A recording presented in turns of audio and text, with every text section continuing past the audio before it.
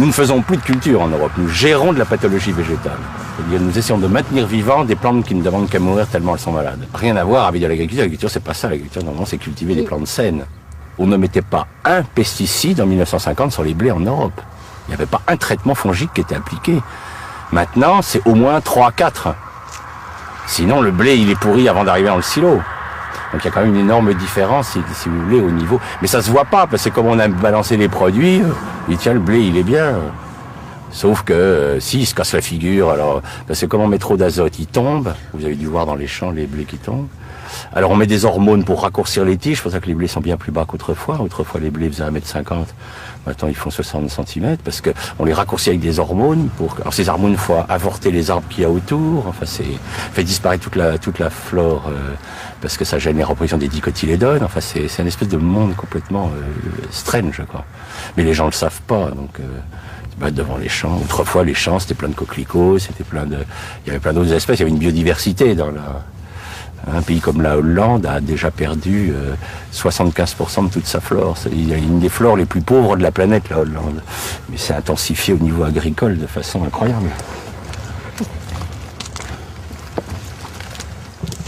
Tu l'as vu ton sol? Non? Ah, tu vois, c'est impressionnant. Hein, regarde-le. Il y en a qui va peut-être venir, mais... Ah non, on n'a pas été entendu, puisqu'on est avec Lydia, on a quitté l'INRA. On s'est mis à notre compte, puisque quand on a commencé à montrer que les sols mouraient biologiquement, on nous a demandé de nous taire. Donc on a quitté l'Institut et on s'est mis à notre compte, parce que on estimait que notre devoir de scientifique, c'était quand même d'alerter le monde agricole que la voie qui était choisie n'était pas la bonne ne permettrait pas de faire une agriculture pérenne. Il ne peut y avoir d'agriculture pérenne que si on est sur des sols vivants. Hein. Le sol abrite 80% de la biomasse vivante. Hein. Donc si vous tuez, on en a tué 90%, c'est qu'on est en train de tuer tout ce qui est à la source de la vie. C'est quand même les microbes qui nourrissent nos plantes, qui font que nos plantes sont saines, sont nutritifs pour nous. Alors que maintenant, les gens, nous sommes quand même dans la société la plus confortable de l'histoire de l'humanité et nos dépenses de sécurité sociale augmentent de 6% par an. Il y a quand même des questions à se poser, quoi. Est-ce que les gens sont si bien nourris que ça pour être aussi malades ? Alors, le problème, c'est qu'effectivement, l'argumentation, c'est oui, mais regardez, ils vivent de plus en plus longtemps. Bien sûr, les gens qui en ce moment ont 80 ans n'ont pas connu l'agriculture chimique avant l'âge de 50 ans, puisque c'est apparu dans les années 70. Donc, jusqu'à 50 ans, ils ont mangé, moi je suis encore gamin, du lait de vache qui avait du goût de lait de vache.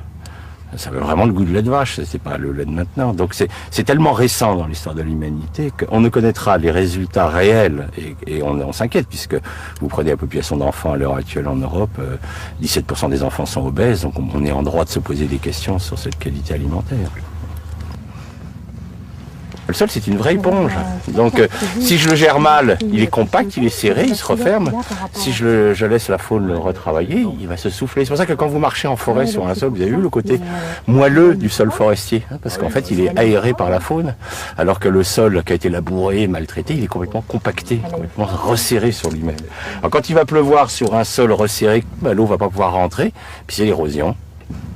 Mais c'est plus facile d'accuser la pluie d'être responsable de l'érosion, des inondations, que de dire que c'est un système agricole qui a provoqué, puisque les inondations que nous avons en ce moment, depuis 20 ans, nous traversons les années les plus sèches depuis 3000 ans dans l'histoire de l'Europe, et jamais il y a eu autant d'inondations. C'est-à-dire qu'on a inventé, avec l'agriculture intensive, les inondations en période sèche, ce qui est très fort, quoi. Et les écologistes, à l'heure actuelle, se posent la question de savoir à quel moment c'est l'humanité qui commencera à s'écrouler. C'est-à-dire pour le moment, on a détruit 90% de notre biodiversité en Europe, ça va encore pour nous. Donc les écologistes disent, est-ce que c'est à 95% que le système va lâcher? Est-ce que c'est... On ne sait pas. La catastrophe du Crétacé est ridicule en comparaison de ce qui se passe en ce moment.